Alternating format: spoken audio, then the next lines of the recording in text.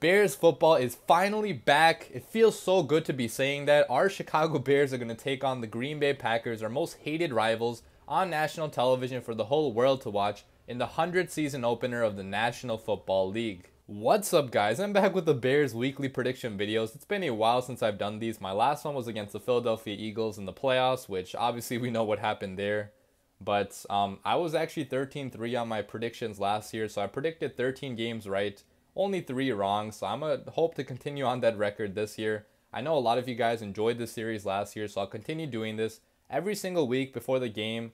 Probably a couple days before, I'll come out with a video similar to this one, just giving you guys all my analysis, all my predictions, and telling you guys who I think is going to win that week. I want to give a quick overview of this game before I get into my 4 keys to a Bears victory and my official prediction, because man, this game is a huge game, okay? You talk about games of this magnitude, right? Players, I mean, they dream their entire lives of playing in a game like this with the whole world watching in the opener of the NFL season, the 100th season nonetheless. I mean, against the Green Bay Packers, your most hated rivals, at your house in Soldier Field with a chance to, I mean, potentially go to the Super Bowl this year. You talk about a big game, man. This is an enormous game. If the Bears show up in this game, right, we will get so much media attention. We will get so much love. People will probably start to respect us as an actual Super Bowl contender this year, because I really feel like a lot of people still don't respect us. Obviously, a lot of us could care less if other fans respect us, if the media respects us. We only care about our Bears, right? And if we're winning football games. But it would just be so nice to go out here on national television and just embarrass the Packers, right? Because the Packers have caused me so much pain. They've caused other Bears fans so much pain. It's time for vengeance. It's time for revenge, man. It's time for us to dominate them like they have dominated us. So it's going to be a huge game. The whole world will be watching. And I mean, players are going to be excited for this one. They're going to wake up. This is a game they have circled on their schedule. Especially players like David Montgomery that have never played in the NFL before. I mean, they have such a huge stage in front of them that they have never had before in their careers, in their football careers. And I mean, they love the game of football. So to be able to show up in a game like this would mean the absolute world to them. Now, I've heard some Bears fans talking about how it's going to be an easy victory, how we're going to dominate them, blow them out. And I believe that there's obviously a possibility of that happening because we do have much more talent in the Packers on paper, okay? And I'm not even saying that as a Bears fan. If you look on paper at the talent that we have versus the talent that the Packers have, you cannot objectively say that the Packers have more talent than the Bears right now. We have more Pro Bowlers, we have more elite players. The one position where the Packers do beat us by a lot right now is quarterback. Okay, and that's the one reason why I give the Packers a slight chance of winning, because Aaron Rodgers is still a freaking good quarterback. As much as we love to hate him, I mean, he is one of the greatest quarterbacks of all time, and he has kept the Packers afloat over the past couple of years, even though the team around him has kind of sucked. So, although I do think his leadership, his ego is going to bring the team down a little bit, his talent is ridiculously good, so we have to be wary about that. But with all that said, let's get into my 4 keys to a Bears victory. Key number 1 is that we need to have consistent tackling in our secondary the entire game.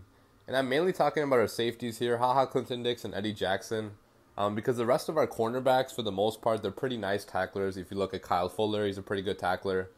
Buster Screen, who we picked up recently, he's pretty decent in tackling, being physical and all. And Prince Amukamara is decent as well. But if you look at our safeties, as good as they are, as amazing playmakers as they are, I feel like one of their main weaknesses is that sometimes they don't make the proper tackle. Okay, they're so focused on going for the big play, going for the big hit, that sometimes they just forget to wrap up and bring the guy down, which is a fundamental of football.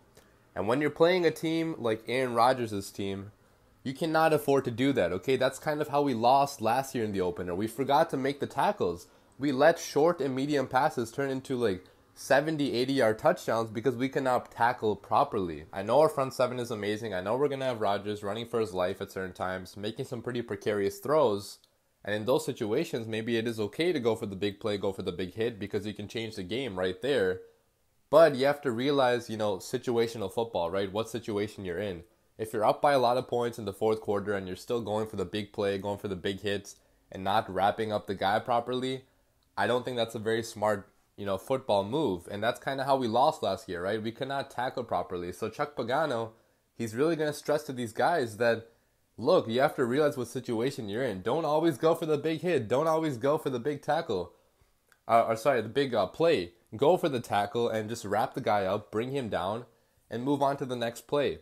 He's going to show them tape of last year, what happened last year, and hopefully we can correct it so we don't blow another lead in the fourth quarter, because I feel like we're going to have a big lead going into the fourth, and we cannot afford to blow it because of poor tackling. Key number 2 is that we need to have elite play out of our middle linebackers, Roquan Smith and Danny Trevathan.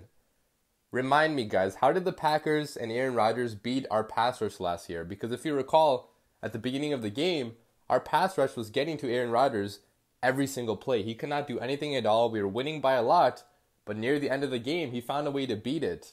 How? By relying on the short yardage throws, right? And slowly killing us with those short throws. Just over and over again, just getting those 5, 8-yard completions, and just, it seemed like there was nothing our pass rush or anybody else on our defense could do about it. Now, why is this? In my opinion, the big reason for this is because Nick Kwiatkowski was out there starting and playing the majority of the game. And Nick Kwiatkowski is horrible in coverage. Okay, between him and Roquan Smith, there is a severe drop-off in talent when you go from Roquan to Nick. It's not even close. I mean, Roquan can cover pretty much anybody on the field. He has elite sideline-to-sideline speed. You saw in training camp, he kept up with Tariq Cohen on multiple occasions. And Tariq Cohen is ridiculously fast, so that's not an easy thing to do. So with his elite speed, his ability to make plays, his football instincts, which are top-notch, I mean, Roquan is a very big upgrade over what we had last year. And if he plays the entire game, which he will, barring any injury, I think it's going to be a very good thing for our defense. He has the ability to, stop some of these short throws that Aaron Rodgers put out there. And obviously, it's not just him. I mean, Danny Trevathan is going to have to step up as well. And Chuck Pagano, obviously, he has to come up with the proper scheming, the proper formula to beat this offense and make sure a repeat of last year does not happen. And I fully trust him to do that because he has so much elite talent to work with. And he has had success before in the NFL as a defensive coach, a defensive coordinator. So if he did with those players, I mean, this is probably the most elite talent that he's ever had to work with. So I fully trust Pagano. But yeah, it mainly comes down to the middle linebackers, in my opinion. If Roquan and Danny Trevathan have the games that they're capable of having, then we are going to win this game because our pass rush, you already know it's going to get in Rodgers' face. Our defensive line is full of elite talent. We have playmakers all over the secondary. So if our linebackers can just be out there preventing Rodgers from developing the short passing game, just be out there making tackles, being good in coverage, being themselves, then I don't see why we cannot win this game. Key number 3 is that David Montgomery needs to be a major contributor in this game. Okay, even though it's only his first game ever in the NFL, it's going to be a big atmosphere difference going from Iowa State to Thursday Night Football, the season opener with the whole world watching. It's going to be a lot to put on a young rookie that doesn't have any experience playing in the NFL. But I fully believe David Montgomery can handle it if Matt Nagy just gives him the opportunities, because we saw greatness out of him in preseason and in training camp. Okay, he was making our phenomenal defense look very silly on multiple occasions. And if he can make our good defense look like that, what can he possibly do to the Packers defense? I have so many questions about this Packers defense. I think it is going to be improved, but I don't have that much faith in their middle linebackers. And when you have a running back like David Montgomery, he can wreak havoc on a defense like this. He has so many moves. I mean, all his cuts, all his jukes. He has so many abilities that Jordan Howard never had. He is ridiculously hard to tackle. So if Matt Nagy can put him out there in the passing game as well as the rushing game, I feel like he's going to get a lot of carries early. You're going to see him get some pretty big, chunks of yards early. If he can do that both in the passing and in the rushing game, it's going to be really hard for this Packers defense to do anything else about it, because we already have so much elite talent in our receiving core, right? If you add a running back with the abilities that David Montgomery has, it's going to be really hard for the Packers defense to stop it. And finally, key number 4, perhaps the most important key of all, is that Mitch Trubisky needs to have his coming out party. All of Bears Nation has believed in him. I have hyped him up so much this entire offseason. I know all of you guys are probably guilty of that too. We all believe in Mitch Trubisky. Now it is time for Mitch Trubisky to show us why we believe in him. Enough waiting, enough making excuses. He needs to show up now. I believe he will, but he needs to do it actually and show us and show the whole world that he is capable of being a good to great to maybe elite starting quarterback in the NFL. He is going to be a little bit rusty because he has not played this entire preseason. His last throw in a game was in the Eagles game, the throw to Allen Robinson to put us into field goal range. So his last throw was a long time ago in an actual game. So he might be a little rusty at the beginning, start off with a couple, maybe some bad throws here or there, maybe not getting on the same page early, but he needs to get over the rust pretty fast because we need Mitch Trubisky to have a dominant game. We need him to show the entire world what type of quarterback he can actually be. The ideal game for me would be if Mitch Trubisky goes out there and throws for 300 plus yards, 3 plus touchdowns or something like that. It doesn't have to be like the most amazing statistical game, but he needs to be out there just making throws and making plays, right? On third and long, converting some third and longs, not being scared to throw the ball deep, having good accuracy, not making poor decisions, keeping the turnovers low. If he can do all these things and be that Pro Bowl level quarterback that we believe he is going to be and take that next step towards maybe even becoming an MVP candidate, then we are definitely going to win this game in a blowout. The only place where the Packers have a severe advantage over us is at quarterback. Rodgers has always been a way better quarterback than any Bears quarterback has ever been. So if we can bridge that gap at least a little bit, close that gap at least a little bit, and move Trubisky to maybe becoming like a top 10 quarterback, that is going to do wonders for our entire team because our defense, you already know how great it is. The only thing we have been waiting for is our offense, man. It is time for our offense to take the next step on national TV. And I mean, they have to do it at some point. If it's not this game, then when is it going to be? Because the time is now to win the Super Bowl. Trubisky needs to prove to everybody watching, and you already know everybody will be watching because it will be the first game of the regular season, nationally televised, obviously. It's going to be a huge, huge game. And Trubisky, so far in his career, he has not shown up in primetime games. So he needs to show up in this one and prove to everybody that he is a changed quarterback and he is going to lead the Bears to a Super Bowl this year. And finally, time for my official score prediction. I predict the Green Bay Packers to lose against the Chicago Bears. The Bears are going to win this one 28-14 on national TV for the whole world to watch. We're going to shut up so many people. Trubisky doubters are going to be eating their words. It's going to be a glorious night in Soldier Field because the Bears' talent is more than the Packers' talent right now. And I just feel like all the changes the Packers made over the offseason, it was not enough to close the gap between the Packers and the Bears.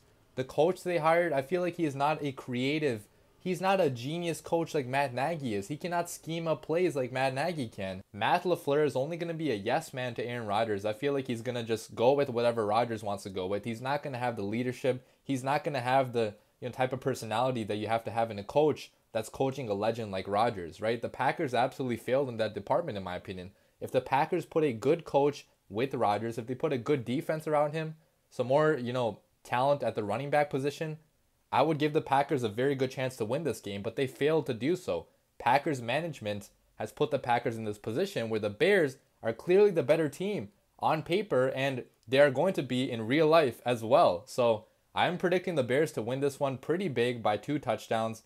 I think it might get a little bit closer near the fourth quarter, but we're going to pull away at the end by 2 touchdowns. So the MVP of this game is going to be Mitch freaking Trubisky. Yeah, this guy right here. I'll be wearing his jersey on Thursday night as well. Look, guys, I fully believe in Trubisky. I'm all aboard the hype train. It's too late to hop off at this point. I think Trubisky is going to go into Soldier Field and have the type of game that we've been hoping he would have. I mean, for a long time. He's going to go out there, throw for 300 passing yards. Probably get a few rushing yards as well. I'm predicting 3 passing touchdowns and overall just solid, great game where he attacks the Packers defense and, pretty much leads us to a victory. I expect our defense to be wreaking havoc the entire night long. I mean, they're going to feed off the crowd's energy, right? And first of all, if you're going to this game, right, please yell as loud as you possibly can because we need the fans to bring the energy on Thursday night, okay? We need to make Soldier Field into one of the toughest places to play in the NFL. Right now, it's not. It's still pretty tough, but we need to make it harder. If you don't want to yell, you know, clap super loud, stomp your feet, do something to show some energy, show some passion, because the Bears need it, and it shows on the field, right? Our defense is going to feed off of that. It's going to be hard for Rodgers and his crew to score points, so please be loud, and I cannot wait for this game. This has been one of the most anticipated Bears seasons of all time, right? I cannot remember a time where I've been so hyped up about the Chicago Bears, so hopefully the Bears go in there into Soldier Field and they absolutely dominate. But that is going to wrap up my video. If you enjoyed, please leave a like. You know, comment your opinions. Comment if you agree with me. If you disagree, obviously the Packers fans are going to be down in the comments as well. So have some fights with them. Defend your team. But that wraps up the video. I cannot wait for Thursday night. Bears football is back. Bear down.